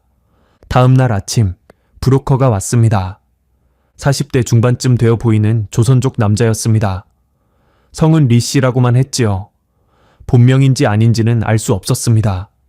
방에 들어오더니 우리 6을 한번 훑어보고는 의자에 앉았습니다. 표정이 없는 얼굴이었습니다. 이쪽 세계에서 오래 버틴 사람, 특유의 얼굴이랄까요? 6이요? 그렇소. 어디까지 가려고? 남조선. 리 씨가 턱을 문질렀습니다. 남조선이면 중국 내륙 거쳐서 동남아로 빠지는 길밖에 없소. 6명이면 그가 금액을 말했습니다. 한 사람당이 아니라 6명 전체 금액이었는데 그래도 천문학적이었습니다. 중국 돈으로 수십만 위안. 우리에겐 주머니에 넣고 나온 북한 돈 약간과 이 몸뚱이밖에 없었습니다. 돈이 있소? 저는 솔직하게 말했습니다. 없소. 리 씨의 표정이 변했습니다. 싸늘해졌다고 해야 할까요? 브로커에게 돈 없는 탈북자는 짐이니까요. 위험만 안고 이유는 없는. 돈이 없으면 도와줄 수가 없소. 그가 일어서려 했습니다. 저는 빠르게 말했습니다. 돈은 없지만 돈보다 값진 게 있소. 리 씨가 멈췄습니다. 눈이 좁아졌지요. 우리가 누군지 아시오? 탈북자 아니오? 국가보위성 기술감청과요. 도청팀 전원이요. 리 씨의 표정이 달라졌습니다. 미세하게, 하지만 분명하게. 이 세계에서 오래 활동한 브로커라면 보위성이라는 이름의 무게를 모를 리 없었습니다. 그리고 보위성 사람이 넘어왔다는 것이 어떤 의미인지도. 저는 계속 말했습니다. 우리 머릿속에 북한 감청 시스템의 전모가 들어있소. 어떤 장비를 쓰는지, 어떤 주파수를 감청하는지, 접경지역 어디가 사각지대인지 전부 알고 있소. 리 씨가 다시 앉았습니다. 보위성 고위 간부들의 비리도 알고 있소. 외화 착복, 아파트 불법 거래, 수용소 수감자, 노동력 착취. 녹음을 직접 들었고 내용을 기억하고 있소. 보위성 내부 조직도 부서별 임무 분장, 주요 간부 인적 사항, 이것도 전부. 리 씨가 한참을 저를 쳐다봤습니다. 그의 눈이 계산하고 있다는 게 보였지요. 이 정보가 어디에 팔리는지, 얼마짜리인지. 남조선 정보기관에서 이 정보를 원할 거라는 뜻이오. 원하는 정도가 아니오. 이건 전례가 없는 정보요. 보위성 감청부서 전원이 넘어온 적은 한 번도 없었소. 리 씨가 담배를 꺼내 물었습니다. 불을 붙이고 한 모금 깊이 빨아들인 뒤 천천히 연기를 내뱉었습니다. 내가 남조선 쪽에 연락할 수 있는 선이 있긴 하오. 그 한마디에 방 안의 공기가 바뀌었습니다. 오혁철이 제 옆에서 숨을 크게 내쉬는 게 들렸지요. 연결해 주시오. 우리 정보의 가치는 남조선 쪽에서 판단할 거요. 그 대가로 우리 6의 이동 경비를 보장받을 수 있을 거요. 리 씨가 담배를 한 번 더 빨고는 고개를 끄덕였습니다. 2, 3, 1 걸리겠소. 그동안 여기서 움직이지 마시오. 이틀을 기다렸습니다. 좁은 방에서 바깥 출입도 하지 못한 채 낮에는 커튼을 치고 밤에도 불을 켜지 않았습니다. 조선족 마을이라 해도 중국 공안에 눈이 닿지 않는 곳은 없었으니까요. 6명이 번갈아 창가에서 바깥을 살폈습니다. 사흘째 되던 날 저녁 리 씨가 돌아왔습니다. 얼굴에 처음과는 다른 표정이 있었습니다. 뭐라고 해야 할까? 약간의 경외 같은 것이 섞인. 남조선 쪽에서 연락이 왔소. 국정원이었습니다. 리 씨가 전해준 바에 따르면 국정원은 즉각 반응했다고 합니다.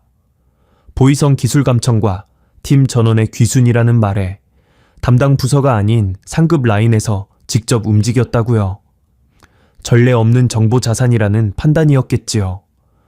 국정원 측에서 이동 경비 일체를 보장하겠다는 확답이 왔습니다. 브로커 비용, 이동 경비, 은신처 비용까지 전부. 조건은 하나, 안전하게 데려올 것. 리 씨에게도 상당한 보수가 약속된 모양이었습니다. 그의 태도가 눈에 띄게 달라졌으니까요. 내일부터 움직입시다. 루트는 이렇소. 리 씨가 설명한 경로는 이랬습니다. 연변에서 중국 내륙으로 이동한다. 기차와 버스를 번갈아 타면서 윈난성 쿤민까지 간다. 거기서 중국 남부 국경을 넘어 라오스로 들어간다. 라오스를 종단해서 태국 국경을 넘으면 방콕의 대한민국 대사관에 도착하면 끝이다. 지도로 보면 수천 킬로미터, 최소 2, 3주가 걸리는 여정이었습니다. 가장 위험한 구간은 어디요? 제가 물었습니다. 중국 라오스 국경이요. 도로로는 못 가오. 검문이 있으니까. 산길로 이틀을 걸어야 하오. 다음 날부터 이동이 시작됐습니다. 중국 내륙을 지나는 동안은 생각보다 순조로웠습니다. 리 씨의 네트워크가 촘촘했지요. 구간마다 다른 안내인이 우리를 인수인계했고 숙소도 미리 잡혀 있었습니다. 6명이 한꺼번에 다니면 눈에 띄니까 3명씩 둘로 나눠서 시간차를 두고 같은 경로를 따라갔습니다. 기차에서는 조선족 사업가로 위장했습니다. 리 씨가 가짜 신분증을 만들어줬는데 사진만 바꿔 끼운 조잡한 것이었지만 일반 검표원 수준의 확인은 통과할 수 있었습니다. 중국어는 오혁철이 조금 할 수 있었고 나머지는 가능한 한 입을 다물고 있었지요. 쿤밍까지 열흘이 걸렸습니다. 쿤밍에서 이틀을 쉬었는데 11월 초에 윈난성은 따뜻했습니다. 북한의 10월과는 전혀 다른 공기였지요. 최윤미가 숙소 창문으로 들어오는 햇살을 보며 여기는 겨울이 없나 봅니다. 라고 중얼거렸습니다. 그 말이 이상하게 가슴에 남았습니다. 겨울이 없는 곳, 우리가 떠나온 나라에서 겨울은 굶주림과 같은 뜻이었으니까요. 쿤밍을 떠나 중국 라오스 국경으로 향했습니다. 리 씨가 말한 대로 가장 위험한 구간이었습니다. 국경 도시에서 산길로 접어드는 지점까지 차로 이동한 뒤 거기서부터는 걸어야 했습니다. 이틀간의 산행, 해발 1000m가 넘는 산등성이를 타고 사람 발길이 드문 밀림지대를 지나야 했지요. 안내인은 현지 소수민족 남자 둘이었습니다. 말이 통하지 않았지만 길을 아는 사람들이었습니다. 앞에서 한 명, 뒤에서 한 명이 우리 6을 끼고 걸었습니다. 첫째 날은 그럭저럭 버텼습니다. 산길이 가팔랐지만 날이 밝은 동안은 발밑이 보였으니까요. 문제는 최윤미였습니다. 감청실에서 책상 앞에만 앉아 일하던 사람이 열흘 넘게 이동한 뒤 산길까지 걸으니 체력이 한계에 달한 거였지요. 첫째 날 오후부터 최윤미의 걸음이 눈에 띄게 느려졌습니다. 숨이 거칠어지고 자주 멈춰 서서 무릎에 손을 짚었습니다. 안내인이 뒤에서 재촉했지만 체력이 없는 건 의지로 해결되지 않았습니다. 오혁철이 말없이 최윤미의 짐을 받아 자기 등에 얹었습니다. 최윤미가 괜찮습니다. 동무라고 했지만 오혁철은 듣지 않았지요. 자기 짐에 최윤미, 짐까지 둘을 지고 걷기 시작했습니다. 28이었을 때 기계 앞에서 눈을 반짝이던 그 청년이 이제는 30살이 되어 동료의 짐을 묵묵히 짊어지고 산을 오르고 있었습니다. 둘째 날이 더 힘들었습니다. 밤새 노숙을 한 뒤 새벽부터 다시 걸었는데 산항해가 자욱해서 앞이 잘 보이지 않았습니다. 밀림지대로 들어가니 나뭇가지와 덩굴이 얼굴을 때렸고 발밑은 낙엽이 썩어 미끄러웠습니다. 임재호의 물집 잡힌 발이 다시 문제가 됐지요. 이를 악물고 걸었지만 절뚝거림이 심해졌습니다. 박동진이 어깨를 빌려줬습니다. 두만강을 건널 때도 그랬듯이 이 두 사람은 서로를 놓지 않았습니다. 오후 늦게 안내인이 손을 들어 멈추라는 신호를 보냈습니다. 앞에 국경이 있다는 뜻이었지요. 여기서부터 마지막 내리막을 타면 라오스 땅이었습니다. 검문은 없었지만 조심해야 했습니다. 국경 부근에 간혹 순찰이 있으니까요. 어둑해질 때까지 기다렸다가 내리막을 탔습니다. 1시간 남짓 걸어 내려가니 라오스 쪽 마을에 불빛이 보였습니다. 안내인이 마을 외곽에서 우리를 다른 안내인에게 넘기고 사라졌습니다. 인사도 없이 이 사람들에게 우리는 수많은 짐 중 하나였겠지요. 라오스를 지나는데 닷새가 걸렸습니다. 차를 탈 수 있는 구간이 있어 산길보다는 수월했지만 갈아타고 내리고 또 걷는 반복이었습니다. 구간마다 안내인이 바뀌었고 숙소도 매번 달라졌습니다.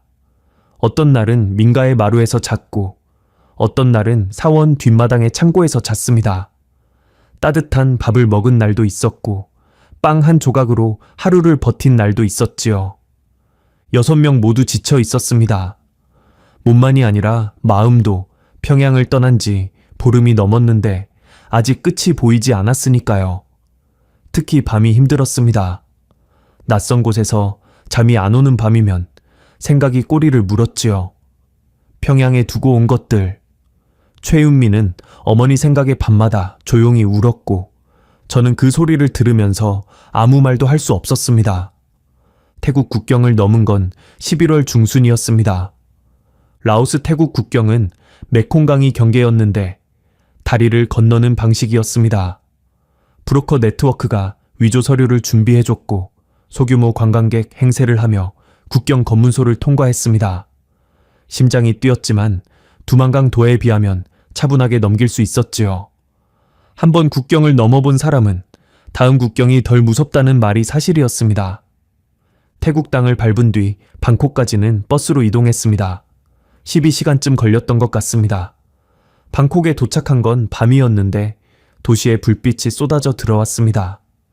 평양과는 비교도 안 되는 밝기였지요. 오혁철이 버스 창밖을 보며 세상에 불이 이렇게 많습니까? 라고 중얼거렸습니다. 방콕 시내의 한 호텔에 들어갔습니다. 리 씨의 네트워크가 마지막으로 잡아준 숙소였지요. 거기서 하룻밤을 보내고 다음날 아침 대한민국 대사관으로 향했습니다. 대사관 근처에 도착했을 때 건물 앞에 한국인 남자 2명이 서 있었습니다. 정장 차림의 깔끔한 외모, 우리를 보자마자 다가왔습니다. 한정수 씨 되십니까? 한국어였습니다. 한국식 한국어. 이 얼마 만에 듣는 한국어입니까? 평양 말도 아니고 중국 조선어도 아닌 서울 사람의 말. 그렇습니다. 남자가 고개를 숙여 인사했습니다. 국가정보원에서 나왔습니다. 오시느라 고생 많으셨습니다. 그 순간 다리에 힘이 풀렸습니다. 서 있을 수가 없었습니다. 무릎이 꺾이면서 그 자리에 주저앉았지요. 한 달 넘게 버텨왔던 긴장이 그 한마디에 한꺼번에 무너져 내린 거였습니다. 김수란이 제 뒤에서 다 왔습니다. 조장 동지 라고 말했습니다. 그리고 울었습니다. 소리내어. 두만강에서도 울지 않았던 사람이, 중국에서도 라오스에서도 참았던 사람이 방콕의 아침 햇살 아래서 처음으로 소리내어 울었습니다. 김수란만이 아니었습니다. 최윤미도, 오혁철도, 임재호도, 박동진조차 입술을 깨물며 눈을 붉히고 있었지요. 저는 바닥에 주저앉은 채 하늘을 올려다봤습니다. 방콕의 하늘은 맑고 넓었습니다. 11월에 열대 햇살이 눈부셨지요. 평양에서 여기까지, 감청실에서 여기까지, 12만 개의 목소리가 우리를 밀어낸 그 자리에서 여기까지. 국정원 직원이 손을 내밀었습니다. 일어나시지요. 안으로 모시겠습니다. 저는 그 손을 잡고 일어섰습니다. 국경을 넘었습니다.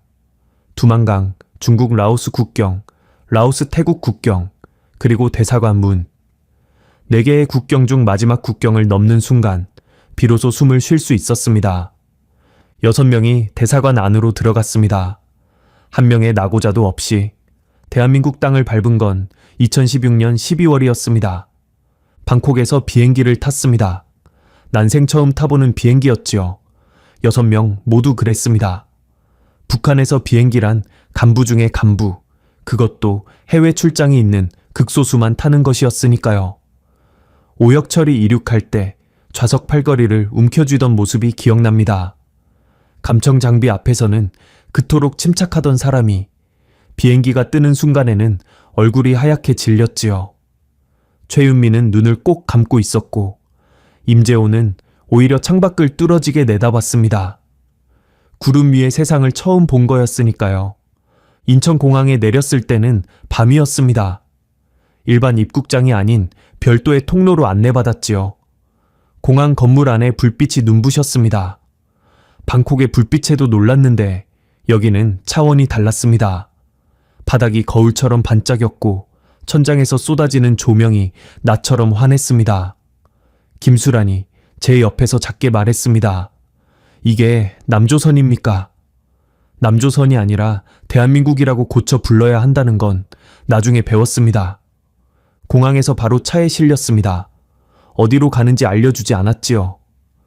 1시간쯤 달렸을까 어느 건물 지하 주차장에 내려서 엘리베이터를 탔습니다. 그리고 안내받은 곳은 하얀 형광등이 켜진 방이었습니다. 조사실이었습니다.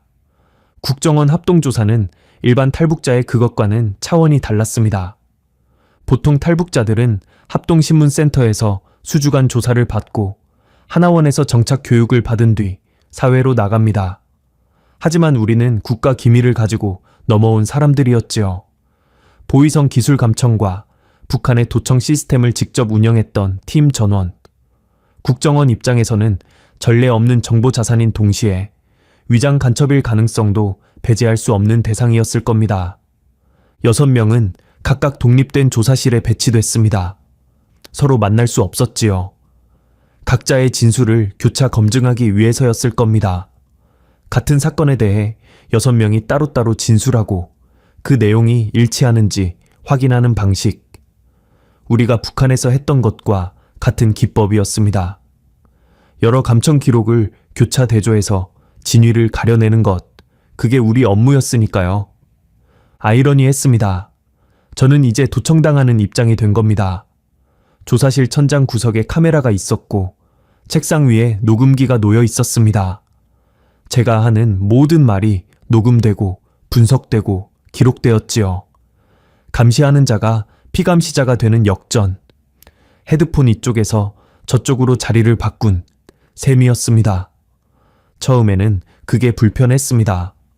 녹음기의 빨간 불빛을 보면 반사적으로 긴장했으니까요. 그 불빛이 켜져 있는 동안에는 모든 단어가 증거가 됩니다. 그걸 누구보다 잘 아는 사람이 바로 저였지요. 하지만 며칠이 지나면서 생각이 바뀌었습니다. 녹음이 되든 안 되든 상관없다고. 저는 숨길 것이 없었으니까요. 아니, 정확히 말하면 이제는 숨기고 싶지 않았습니다. 12만 건의 목소리를 가슴에 묻고 살아온 세월이 너무 길었습니다. 조사관은 40대 초반의 남자였습니다. 성은 밝히지 않겠습니다만 차분한 사람이었지요. 목소리를 높이는 법이 없었고 질문이 정확했습니다. 쓸데없는 말을 하지 않는 타입. 저와 비슷한 부류의 사람이라는 느낌을 받았습니다. 소리를 다루는 사람과 정보를 다루는 사람 사이에는 어딘가 통하는 게 있는 모양이었습니다. 조사는 수개월간 이어졌습니다. 거의 매일 아침부터 저녁까지. 처음에는 기본 신원 확인, 입국 경위, 보위성 입성 과정, 그 다음은 기술 감청과의 조직 구조, 장비 현황, 업무 절차. 그리고 마침내 핵심으로 들어갔습니다. 제가 털어놓은 진실들 3가지로 나눌 수 있겠습니다. 첫째, 북한의 민간인 도청 규모였습니다. 조사관이 물었지요. 기술 감청과의 도청 대상은 어느 정도 규모입니까? 저는 제가 아는 한 정확하게 대답했습니다. 평양만 해도 수만 회선이 실시간 감청되고 있었습니다. 유선 전화는 교황이 단계에서 분기되어 감청실로 들어왔고 2014년 이후에는 이동통신, 북한에서는 손전화라고 부릅니다. 도 감청 대상에 포함됐습니다. 특히 중요한 건 키워드 자동 감지 시스템이었습니다. 모든 통화를 사람이 직접 들을 수는 없으니 자동 시스템이 1차적으로 걸러내는 겁니다. 특정 단어가 통화 중에 등장하면 시스템이 자동으로 해당 통화를 집중 감청 목록에 올립니다. 어떤 단어들입니까? 조사관이 물었습니다.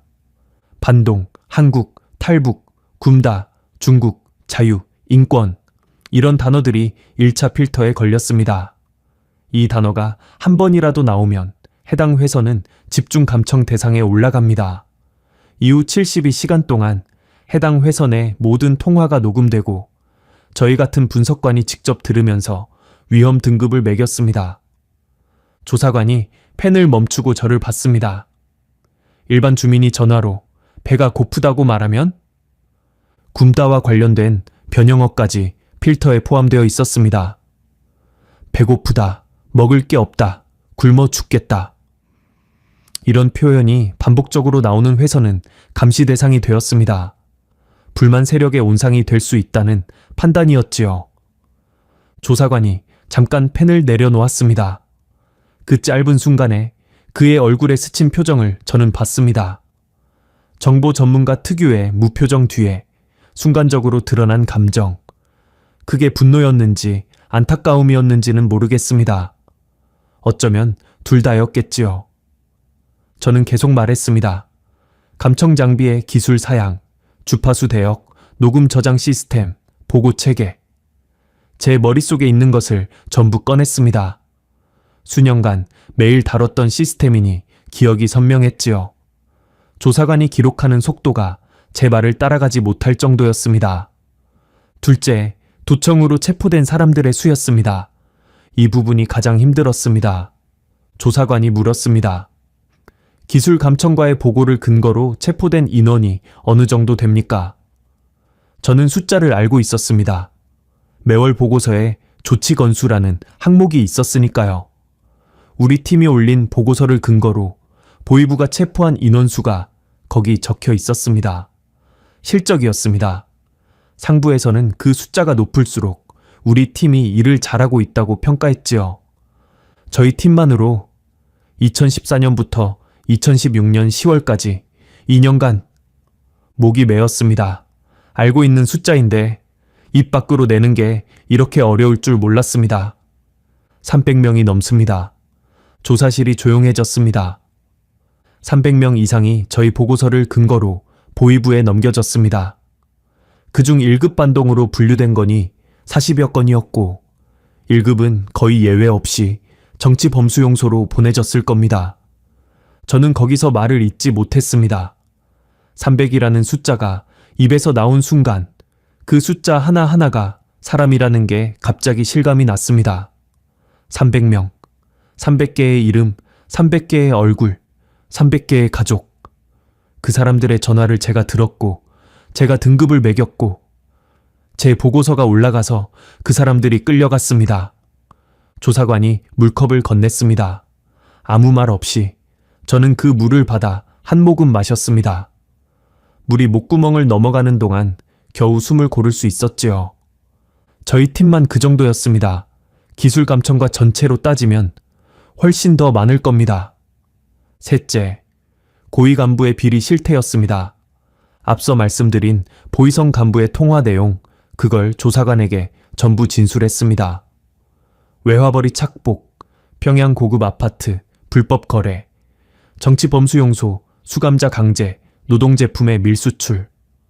녹음 파일을 가져오지는 못했지만 제 기억 속에 남아있는 내용을 최대한 상세히 말했습니다. 간부의 이름, 통화 상대방인, 중국 사업가의 특징, 거래 규모, 언급된 아파트 위치, 밀수출 품목. 한 건의 통화였지만 그 안에 담긴 정보량은 방대했지요. 저는 그 통화를 들은 게 한 번뿐이었는데도 핵심 내용은 기억하고 있었습니다. 소리를 기억하는 건 제 특기였으니까요. 조사관의 펜이 빠르게 움직였습니다. 이 부분에서 조사관의 질문이 가장 날카로웠지요. 구체적인 금액, 날짜, 경로를 캐물었고 저는 기억나는 것과 기억나지 않는 것을 정확히 구분해서 답했습니다. 진술이 끝난 뒤 조사관이 말했습니다. 이 정보는 매우 중요합니다. 그 한마디에 제가 느낀 건 안도가 아니었습니다. 허탈함이었지요. 이 정보가 중요하다는 건 저 위에 앉은 자들이 여전히 그렇게 하고 있다는 뜻이니까요. 우리가 떠난 뒤에도 아무것도 달라지지 않았다는 뜻이니까요. 조사가 끝나갈 무렵이었습니다. 몇 개월째 같은 조사실에서 같은 조사관과 마주 앉아 있었지요. 그 즈음이면 서로의 호흡을 알 정도가 됐습니다. 조사관이 어떤 표정을 지을 때 다음 질문이 뭔지 대략 짐작이 갔고 조사관도 제가 말을 멈출 때 기다려줄 줄 알게 됐습니다. 마지막 날 조사관이 서류를 덮으며 물었습니다. 한정수 씨, 후회하는 것이 있습니까? 그 질문에 저는 오래 침묵했습니다. 형광등이 지직거리는 소리가 들렸습니다. 감청실의 형광등과 같은 소리였지요. 후회. 그 단어 안에 얼마나 많은 것이 들어있는지. 300명. 그 사람들에 대한 후회가 없다면 거짓말이겠지요. 보고서를 올릴 때마다, 등급을 매길 때마다 저는 누군가의 삶을 결정하고 있었습니다. 그걸 알면서도 멈추지 못했던 것, 더 일찍 떠나지 못했던 것, 후회하지 않을 수가 없습니다. 하지만 가장 오래, 가장 깊이 따라다니는 건 따로 있었습니다. 그 여자분이요. 조사관이 고개를 갸웃했습니다. 회령에서. 중국에 있는 브로커한테 전화했던 여자분이요. 딸을 데려가 달라고 울었던 7살이라고 했습니다. 엄마, 왜 우냐고 물었던 아이가 뒤에 있었고. 조사관이 고개를 끄덕였습니다. 이 건은 이미 진술한 내용이었으니까요. 이름을 모릅니다. 통화 기록 번호만 기억합니다. 73209.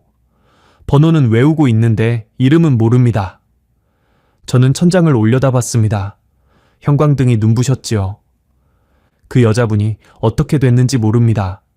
제가 무해로 처리했으니 그 통화 건으로 잡혀가지는 않았을 겁니다. 하지만 그 뒤에 어떻게 됐는지는, 딸을 보냈는지, 자기도 떠났는지, 아니면 아직 거기 있는지, 목이 메어 말을 잇기가 힘들었습니다. 그걸 모른다는 게 평생 따라다닐 겁니다. 조사관이 아무 말도 하지 않았습니다. 다만 녹음기를 끄지 않은 채 잠시 기다려줬습니다. 그 침묵이 조사관이 해줄 수 있는 유일한 위로였겠지요. 조사가 끝나고 우리 6명은 각자의 정착 과정에 들어갔습니다. 하나원에서의 교육, 주민등록증, 발급, 주거지 배정. 북한에서 온 사람이 대한민국 시민이 되기까지의 절차는 복잡하고 낯설었지만 감청실에서의 나날에 비하면 아무것도 아니었습니다. 2026년, 탈북한 지 10년이 됐습니다. 6명 모두 한국에서 살고 있습니다. 오혁철은 서울의 한 정보보안 회사에 다니고 있습니다. 시스템의 취약점을 찾아내는 일. 예전에는 감시 시스템을 만들었던 손이 이제는 사람들의 정보를 지키는데 쓰이고 있지요. 가끔 연락이 옵니다. 회사에서 상을 받았다, 팀장이 됐다, 그런 소식. 김수라는 탈북민 상담사가 되었습니다. 남한에 정착한 탈북민들의 이야기를 듣는 일. 사람의 목소리에서 감정을 읽어내는 능력을 이제는 사람을 돕는 데 쓰고 있습니다. 회령의 그 여자분처럼, 중국에 전화를 걸어 울던 사람들처럼 비슷한 상처를 안고 넘어온 사람들 곁에서 일하고 있지요. 박동진은 역시 과묵하게 살고 있습니다. 경기도 어딘가에서 작은 전자제품, 수리점을 운영하고 있다고 들었습니다. 말이 없는 건 여전하지만 가게를 찾는 손님들에게는 친절하다고 합니다. 최윤미는 어머니를 아직 모셔오지 못했습니다. 브로커를 통해 몇 차례 시도했지만 성사되지 않았지요. 하지만 포기하지 않았습니다. 제가 약속했으니까요. 포기하지 않겠다고. 최윤미는 지금 통일부 산하 단체에서 일하면서 남북 이산가족 관련 업무를 맡고 있습니다. 임재호는 인천에서 살고 있습니다. 공장에서 기계를 다루는 일을 하고 있다고 합니다.